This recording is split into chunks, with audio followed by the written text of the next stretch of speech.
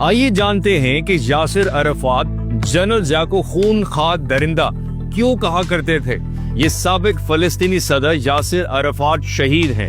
हमेशा पाकिस्तान के खैर खा रहने वाले यासिर अरफात की जुल्फिकार अली भुट्टो से खूब दोस्ती थी और वो भुट्टो को अपना भाई कहा करते थे।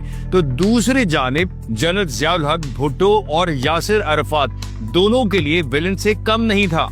इसका हिस्टोरिकल बैकग्राउंड कुछ यूं है कि 1970 में फलस्तीनी मुजाहिदीन को कुचलने के लिए उर्दन के हुक्मरान शाह हुसैन को फौज चाहिए थी। तब ब्रिगेडियर ज़ियाउल हक की क़यादत में पाकिस्तानी फौज के दस्ते उर्दन पहुंचे और फलस्तीनियों को गाजर मूली की तरह काट फेंकने लगे।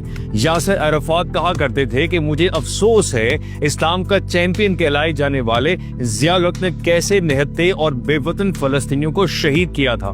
1974 की इस्लामिक समिट में शेख मुजीब लाहौर नहीं आना चाहते थे, तो फिर यासिर अरफात का तैयारा पहले ढाका लैंड हुआ और वह मुजीब रहमान को पाकिस्तान लाने में कामयाब हुए। बादशाही मस्जिद में एक बार भुट्टो और यासिर अरफात ने एक दूसरे का हाथ पकड़ के कहा था, इंशाअल्लाह एक दिन हम दोनों इसी तरह यरूशलेम में इकट्ठे दाखिल होंगे।